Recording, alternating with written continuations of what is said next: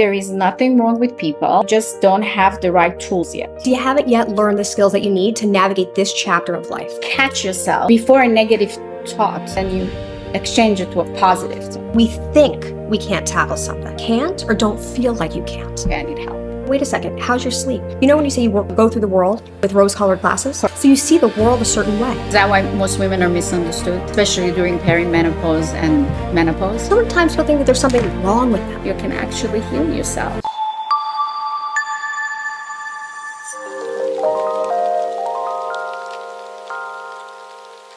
Welcome back to the Jadu Beauty Podcast. Today we are joined by Dr. Jessica Kovler, an award-winning psychologist based in New York. In addition to her clinical work, she also holds a faculty appointment at City University of New York and continues to serve on multiple professional boards with a strong focus on the connection between mental health and hormonal health and overall wellness. Welcome. Thank you for having me. I'm stunned by your level of education and it's just like phenomenal, honestly. So I was reading about you that your family cared tremendously about education. Very much so. How did that affect your life?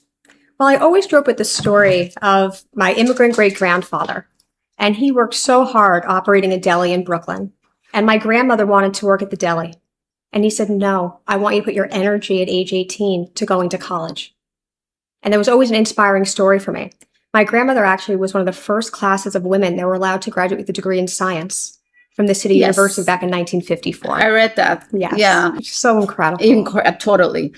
So that always had in my mind that we have to further ourselves as much as we can, however we can. And for me, I took to education right away. Do you think your grandmother was a big reason why you went into medicine? Oh, 100%. She worked as a chemist. Wow. In the 1950s, before when the really 1950s. did that. Yeah. So what originally drew you to psychology? You know, what I love about it is it's at this, if you will, intersection of empirical research and the human experience. So I love that intersectionality.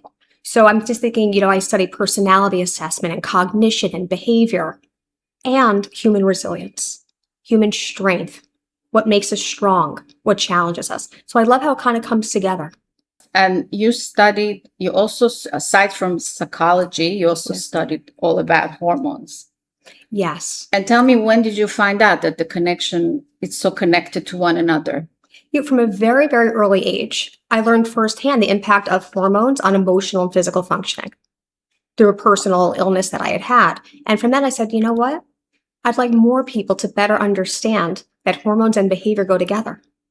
Wow. So you had basically an experience that you realized that hormones have a lot to do with mental health. Yes. At age 12, I didn't really understand what was going on. Yes. I had some depression, and then it turns out I had a hormonal disorder. And once it was fixed, I was thriving. At age 12, I didn't really understand what was going on. Yes. I had some depression, and then it turns out I had a hormonal disorder. And once it was fixed, I was thriving.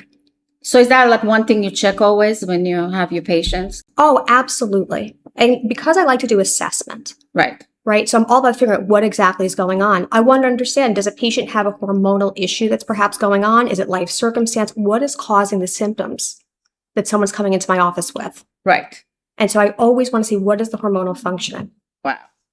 So how much does the hormones actually affect the mental health? Oh, significantly so.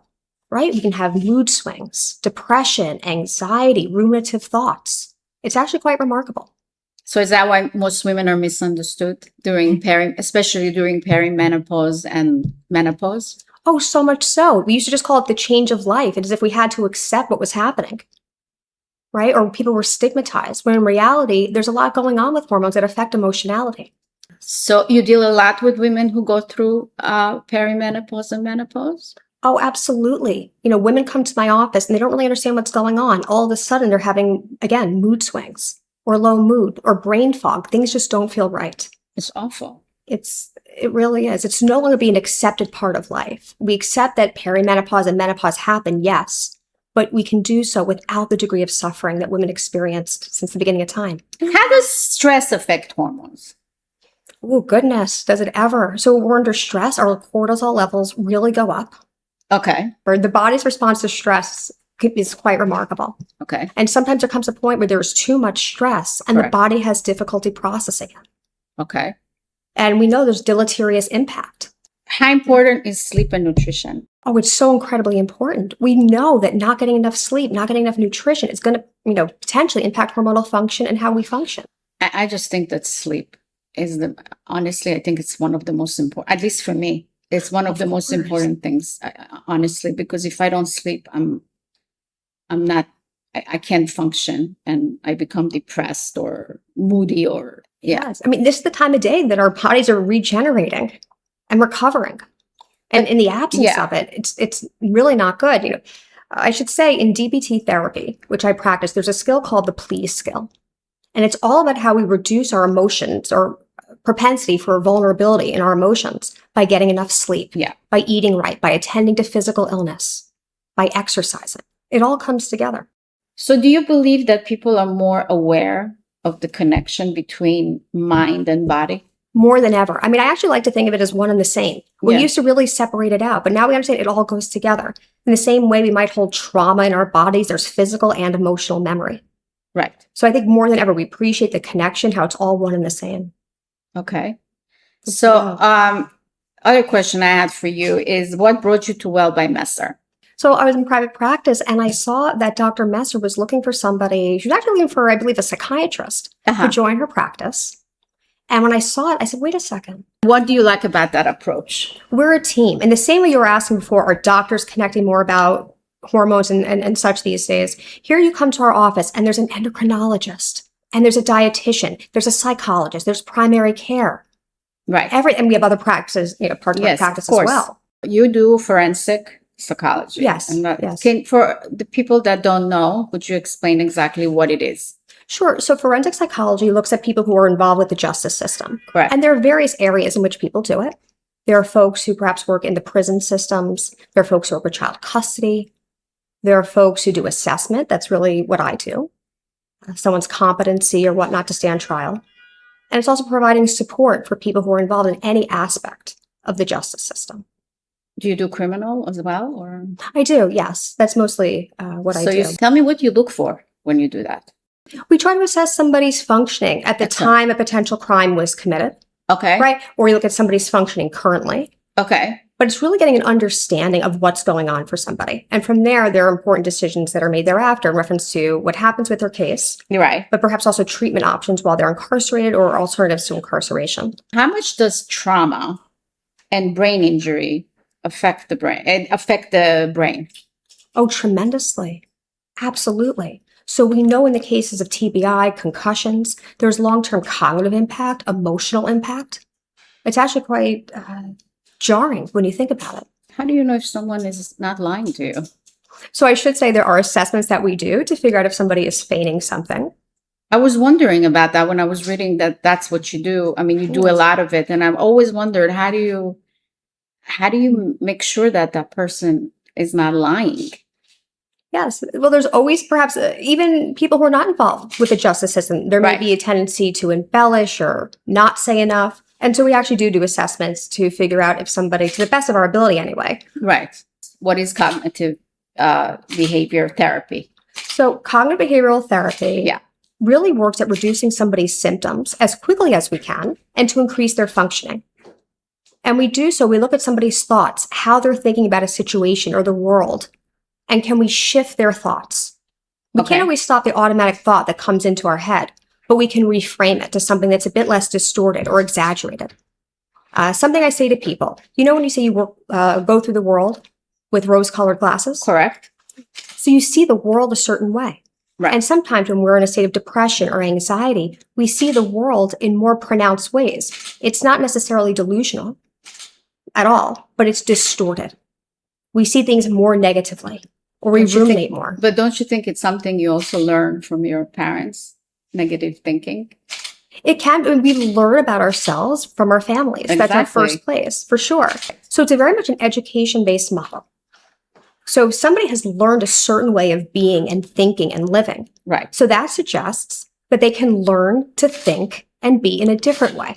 So by using that education-based model, we target depression, anxiety, OCD, panic. people wanting to lose weight or not, in the other cases of eating disorders, for example. Okay, so give me an example. Let's say somebody has a negative thought because let's say they are paranoid about going to doctors, let's say. So someone is anxious about it. We want to understand why. And then we do a bit of a pros and cons list about going to the doctor or not. But what a big part of my practice is doing something called exposure therapy for anxiety. Okay. It's kind of interesting. Tell me. I give this analogy. I don't know if remember the Nintendo games? Yes, of course. Okay. So I'm going to tell your viewers how to beat the game, at least the original Please. Mario. Yeah, that'd be fantastic. So the idea is you could be running away and the big scary figure will get to you. Right. But when you turn around and you face something scary head on, it stays or it recedes. And so I use that analogy with my patients. I actually usually wear a video game controller as my necklace to explain to people we want to face things that are scary head on in hopes that it will stay or recede. And you overcome your fears through repeated exposure. But it's done in a very sophisticated way. So basically you catch yourself before a negative thought and then you exchange it to a positive thought. Well, there are two different things, right? Yeah. So when we're talking about exposure therapy, there's something that somebody is afraid or perhaps phobic of. Right. And much like when you get into a pool, it feels uncomfortable at first and you habituate to it. That's how exposure therapy works for anxiety. Exposure therapy. Yes. Okay. And then for cognitive behavioral therapy, the way that it works is we try to shift the thought. So yes, an automatic negative thought comes in and then let's not own it. Let's reframe it to something that's more logical. Do you find that most people always expect the worst? Well, I do think when we come from certain backgrounds, intergenerational trauma, we're primed to always be afraid. What's going to happen next? Yeah. For sure. And again, we learn one way of being, and that suggests we can also unlearn and learn another. And do you see a lot of success? Oh, tremendously. Cognitive behavioral therapy is considered the gold standard these days for panic disorder, OCD, anxiety, and depression. That's not to say there are not other wonderful strategies that we also use in other schools of psychological thought. It all kind of comes together. But with what I do, it's targeted, it's time limited, and people get better quicker. Without medication? In some cases. It depends on someone's functioning and other aspects as well. When do you know they should also go on medication, let's say? Well, there are certain conditions for which one does need medication. They're biologically based mental illnesses. So you do have that component. Yeah. And also, I tell my patients, you're working with me. If you're not better after session 6, now you're not cured, but if I don't see marked improvement, then we talk about combining medication. Sometimes we need the medication to take away what's on top. So then you can get to do the work. You also use CBT. Yeah, so that is CBT. And that's also a DBT. Yeah, so DBT, dialectical behavioral therapy, it's considered second or third generation cognitive behavioral therapy. And it's wonderful. Again, another education-based approach. As a professor, when I was thinking about what I wanted to specialize in, I wanted something that was education-based. So DBT teaches skills around mindfulness, but for me, I focus on emotion regulation, interpersonal effectiveness, tolerating distress. Essentially, these are life skills, and not all of us are born knowing them. Absolutely not. Absolutely not. And do you believe that all of these things do change the brain over time? These therapies? Yeah. Yeah, research does show there can be a shift for sure.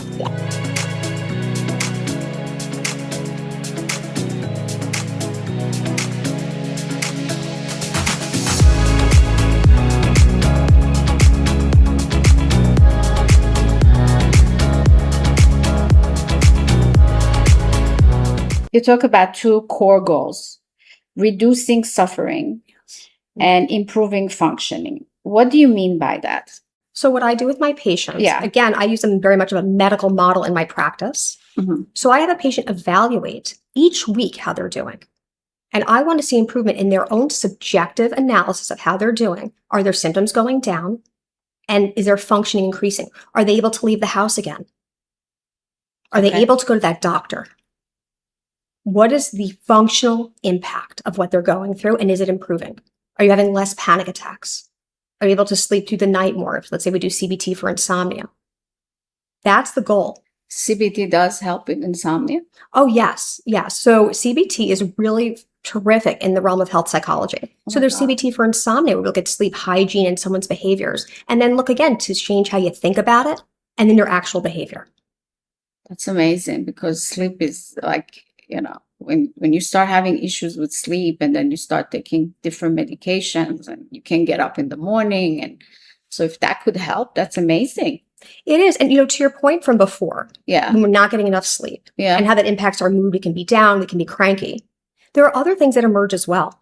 So when I treat patients who are trying to work on weight management or how they're Okay. eating, I always say, wait a second, how's your sleep? Sometimes the patient isn't sleeping well and they stay up and they try to eat in order to get themselves to fall asleep. Sugar. Very much so. So if someone's not sleeping well, then we see the deleterious impact throughout the rest of the day. So I always, always, always ask somebody how they're sleeping. You say there is nothing wrong with people. I read that in one Yes. of your interviews, and you just don't have the right tools yet. Can you explain that? Yes. Generally speaking, of course. Yes, of right? course. It's all general. Yes. But so many times people think that there's something wrong with them. Why can't I be more confident? Why can't I look at the world a different way? Why can't I? I don't know. Tell me, why can't we? Because you haven't yet learned the skills that you need to navigate this chapter of life. And that's where I come in and other cognitive behavioral, dialectical behavioral therapists come in. And at any age, you can change it? Oh, absolutely. At any age. Yes, we are all malleable. Okay, there is I love your Wizard of Oz analogy that I read. What do you mean by helping people click their heels? That is so cool. I didn't. Right. You, in essence, much like the theme of the Wizard of Oz, you have it in you the whole time. Right. It just hasn't been developed yet. So as I said before, you have the skills to change. I'm sorry, let me change that. You have the ability To change. Yes, very much. You have that ability to change, but no one has taught you yet. So once you learn how to click your heels, you're going to be okay. You have it inside you. It needs to be further developed. Why do you think it's a reason that we forget that we have strength within us? Yeah. Sometimes it's hard to remember how resilient we are. We think we can't tackle something. Someone says, oh, I can't do this. Can't or don't feel like you can't. And that's where the work comes in and we analyze how you're assessing a situation. We're a lot stronger than we give ourselves credit for. We really are. When do you think someone realizes that, okay, I need help? That's a really good question. When anyone comes in, I always say, why now? Exactly. Why now? What brings you in? Okay. And usually it's such a shift to somebody's ability to function like they did before. I always look, what is the degree of functional impairment? What are you unable to do now that you were able to do before? Okay. And I always say, we don't get you back to how you were before.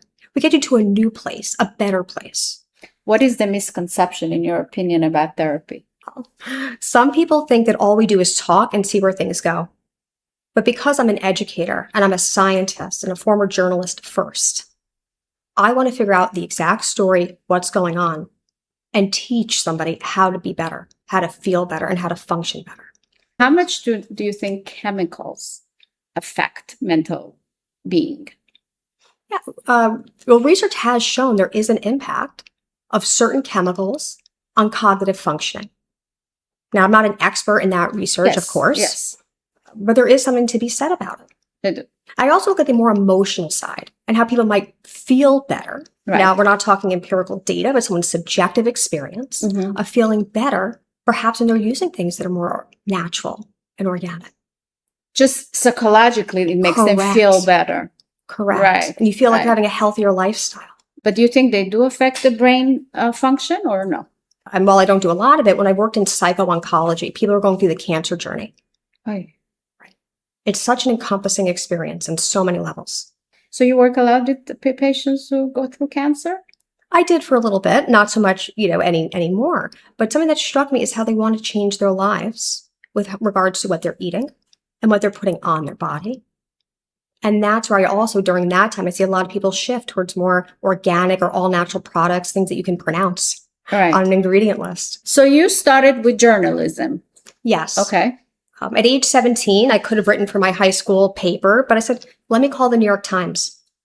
And I called a bunch of places. I said to the New York Times, I'll sweep the floors if I have to. Please let me Okay. come in and see what you're doing. So in high school, I started writing for the New York Times. And then I said, there's a fascination with people's stories, what they're trying to get across. And so then I decided, okay, I went to college to study history and philosophy of science and medicine, did graduate work in that twice over. Okay. And as I was doing the history of psychology, I said, wait a second, I want to work with the present with psychology and really understand people's story and how to treat them. I read the stories of suffering in the past, but I wanted to bring it to the present. How can we help people now? So that was kind of how I made the shift in this transition. You can actually heal yourself. Yes. Everybody can heal themselves. Yeah. And I know it takes work, but I think in the end of the day, the people that do that, they're ahead in life.